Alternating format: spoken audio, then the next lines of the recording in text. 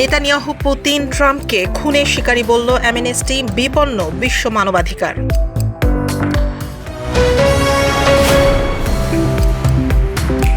মধ্যপ্রাচ্য যুদ্ধের কোপ, এশিয়ার অর্থনীতিতে ফিরছেন শ্রমিকরা, কমছে রেমিটেন্স।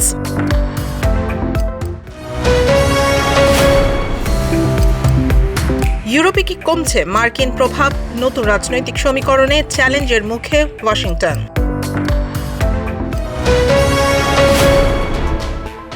বিশ্বজুড়ে মানবাধিকার আজ খাদের কিনারায়। ইসরায়েলের প্রধানমন্ত্রী বেনিয়ামিন নেতানিয়াহু, রাশিয়ার প্রেসিডেন্ট ভ্লাদিমির পুতিন এবং মার্কিন প্রেসিডেন্ট ডোনাল্ড ট্রাম্পকে সরাসরি শিকারী বলে আখ্যা দিয়েছে আন্তর্জাতিক মানবাধিকার সংস্থা অ্যামনেস্টি ইন্টারন্যাশনাল।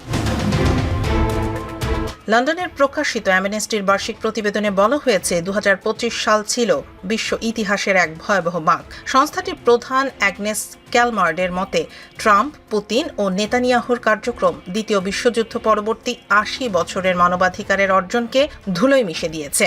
তারা রাজনৈতিক ও অর্থনৈতিক কর্তৃত্ব ধরে রাখতে খুনে শিকারীর মতো আচরণ করছে, যা বিশ্বকে এক আদিম হিংস্র যুগের দিকে ঠেলে দিচ্ছে। প্রতিবেদনে অভিযোগ করা হয়, গাজায় ইসরায়েলের চালানো গণহত্যা, ইউক্রেনে রাশিয়ার আগ্রাসন এবং ইরান আক্রমণে যুক্তরাষ্ট্র ইসরায়েলের যৌথ ভূমিকা আন্তর্জাতিক আইনকে বৃদ্ধাঙ্গুলি দেখিয়েছে। তথ্য অনুযায়ী ২০২৩ সাল থেকে গাজায় প্রায় ৭৫,০০০, লেবাননে ২,৪০০ এবং ইরানের সাম্প্রতিক যুদ্ধে ৩,০০০ জন নিহত হয়েছেন। অ্যামনেস্টি বলছে, এই পরিস্থিতি বেসামরিক মানুষ হত্যাকে স্বাভাবিক ঘটনায় পরিণত করছে। অ্যামনেস্টি ইউরোপের দেশগুলোর দ্বিমুখী আচরণের সমালোচনা করলেও স্পেনের প্রশংসা করেছে।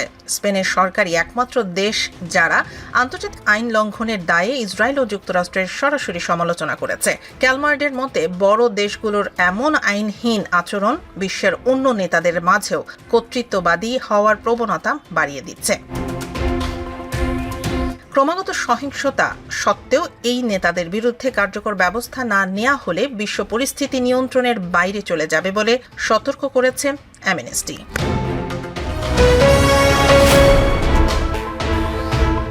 ইরান ও ইসরায়েল যুক্তরাষ্ট্রের মধ্যকার চলমান যুদ্ধের প্রভাবে দক্ষিণ ও দক্ষিণ পূর্ব এশিয়ার অর্থনীতিতে বড় ধরনের বিপর্যয় দেখা দিয়েছে। সম্প্রতি দ্য ইকোনমিস্ট এর এক প্রতিবেদনে উপসাগরীয় অঞ্চলের অভিবাসী শ্রমিকদের দুর্দশা ও প্রবাসী আয়ের সংকটের চিত্র উঠে এসেছে।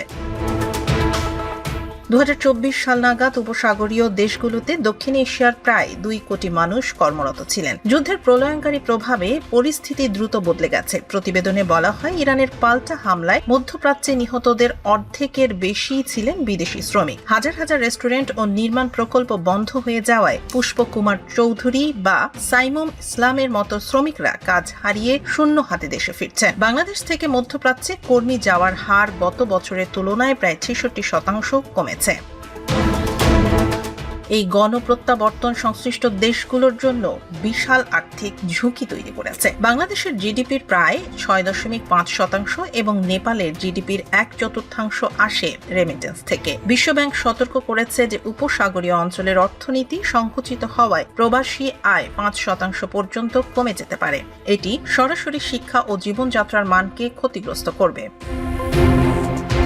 মধ্যপ্রাচ্যের পুরনো পথ বন্ধ হয়ে যাওয়ায় এখন জাপান, দক্ষিণ কোরিয়া, মালয়েশিয়া ও থাইল্যান্ডের মতো নতুন বাজারের দিকে নজর দেওয়া হচ্ছে। অনেক শ্রমিক এখন উন্নত জীবন ও নিরাপত্তার আশায় জাপানি বা কোরিয়ান ভাষা শিখছেন। তবে নতুন দেশগুলোতে এখনো মধ্যপ্রাচ্যের মতো শক্তিশালী রিক্রুটিং নেটওয়ার্ক গড়ে ওঠেনি। দীর্ঘমেয়াদী যুদ্ধ এশীয় দেশগুলোকে তাদের শ্রমবাজার পুনর্বিন্যাস করতে বাধ্য করছে।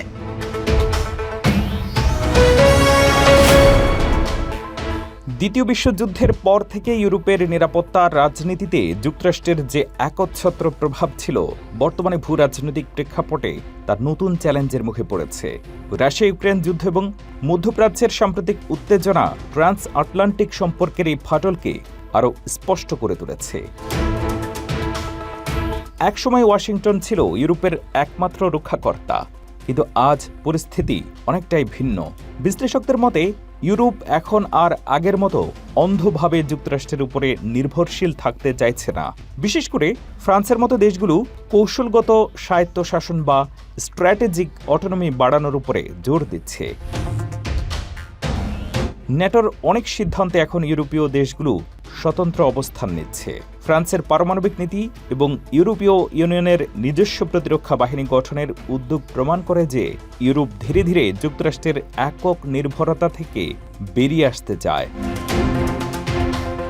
তবে এই বিচ্ছেদ মোটেও সহজ নয়, কারণ ইউরোপের অর্থনৈতিক কাঠামো, প্রযুক্তি এবং আধুনিক সামরিক সরঞ্জাম এখনও মার্কিন সাহায্যের উপরে গভীরভাবে নির্ভরশীল। অন্যদিকে যুক্তরাষ্ট্রের জন্য ইউরোপ একটি অপরিহার্য কৌশলগত ঘাঁটি। ওয়াশিংটনের কাছে ইউরোপের গুরুত্ব অপরিসীম। প্রশ্ন উঠেছে, যুক্তরাষ্ট্র কি সত্যি তার আগের প্রভাব হারিয়ে ফেলছে, নাকি এটি একটি নতুন বহুমুখী বৈশ্বিক ক্ষমতার ভারসাম্যের সূচনা? যেখানে ইউরোপ নিজের পায়ে দাঁড়ানোর চেষ্টা করছে, আর যুক্তরাষ্ট্র একই সাথে রাশিয়া ও চীনের চাপ সামলাতে গিয়ে হিমশিম খাচ্ছে। এই ক্ষমতার লড়াই বিশ্ব রাজনীতির ভবিষ্যৎ কোন দিকে নিয়ে যায়, এখন সেটাই দেখার বিষয়। ব্রিটেনের রাজনীতিতে লর্ড ম্যান্ডেলসনের নিয়োগ ও নিরাপত্তা ছাড়পত্র নিয়ে শুরু হয়েছে এক নজিরবিহীন তোলপাড়। প্রধানমন্ত্রী স্যার কিয়ার স্টারমার অভিযোগ করেছেন যে পররাষ্ট্র দপ্তরের কর্মকর্তারা জেনে শুনে তার কাছে লর্ড ম্যান্ডেলসনের নিরাপত্তা ছাড়পত্র বা ভেটিংয়ে ব্যর্থ হওয়ার তথ্য গোপন করেছেন। গত মঙ্গলবার তিনি জানতে পারেন যে নিরাপত্তা সংস্থা ম্যান্ডেলসনকে অযোগ্য ঘোষণা করা সত্ত্বেও পররাষ্ট্র দপ্তরের কর্মকর্তারা সেই পরামর্শ উপেক্ষা করে তাকে ছাড়পত্র দিয়েছিলেন। স্টারমার বলেন, যদি আমি জানতাম যে তিনি নিরাপত্তা পরীক্ষায় অকৃতকার্য হয়েছেন, তবে আমি কখনোই তাকে রাষ্ট্রদূত হিসেবে নিয়োগ দিতাম না। বিতর্কিত এই নিয়োগের জেরে ইতিমধ্যে পররাষ্ট্র দপ্তরের শীর্ষ আমলা স্যার ওলি রবিন্সকে বরখাস্ত করা হয়েছে। তবে বিরোধীরা এই ব্যাখ্যা মানতে নারাজ। কনজারভেটিভ নেত্রী কেমি ব্যাডেনক প্রধানমন্ত্রীকে মিথ্যাবাদী আখ্যা দিয়ে তার পদত্যাগ দাবি করেছেন। তার মতে স্টারমার নিজের দায় এড়াতে সরকারি কর্মকর্তাদের উপরে দোষ চাপাচ্ছেন। এমনকি নিজ দল লেবার পার্টির ভিতরেও ক্ষোভের সৃষ্টি হয়েছে। অনেক এমপি প্রশ্ন তুলছেন, জেফ্রি এপস্টাইনের মতো দণ্ডপ্রাপ্ত যৌন অপরাধীর সাথে ম্যান্ডেলসনের সম্পর্কের কথা জানা সত্ত্বেও কেন তাকে ওয়াশিংটনের মতো গুরুত্বপূর্ণ জায়গায় পাঠানো হলো। মার্কিন প্রেসিডেন্ট ডোনাল্ড ট্রাম্পও এই বিতর্কে যোগ দিয়ে লর্ড ম্যান্ডেলসনকে একটি ভুল পছন্দ হিসেবে অভিহিত করেছেন। এই ঘটনার ফলে প্রধানমন্ত্রী স্টারমার এখন ভয়াবহ আইনি ও নৈতিক সংকটের মুখে পড়েছেন। পার্লামেন্টকে ভুল তথ্য দেওয়ার দায়ে তার প্রধানমন্ত্রিত্ব এখন সুতোর উপরে ঝুলছে। পুরো ইউরোপ যখন অবৈধ অভিবাসন ঠেকাতে এবং বহিষ্কারের নীতি নিয়ে কঠোর অবস্থানে, তখন স্পেন সরকার নিল সম্পূর্ণ ব্যতিক্রমী ও মানবিক এক পদক্ষেপ। গত সোমবার থেকে দেশটিতে বসবাসরত কয়েক লাখ অনিবন্ধিত অভিবাসীকে বৈধ করার প্রক্রিয়া বা অ্যামনেস্টি আনুষ্ঠানিকভাবে শুরু হয়েছে।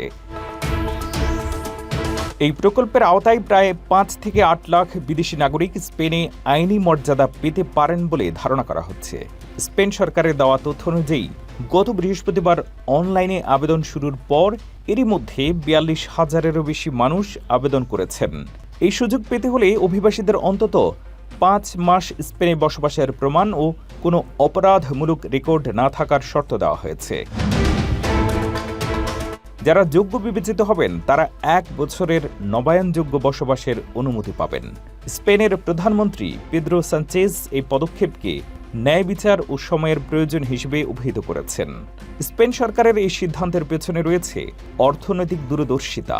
দেশটির জনসংখ্যা দ্রুত বার্ধক্যের দিকে যাচ্ছে, ফলে কৃষি, পর্যটন এবং সেবা খাতের মতো গুরুত্বপূর্ণ শিল্পগুলো টিকিয়ে রাখতে বিপুল পরিমাণ কর্মীর প্রয়োজন।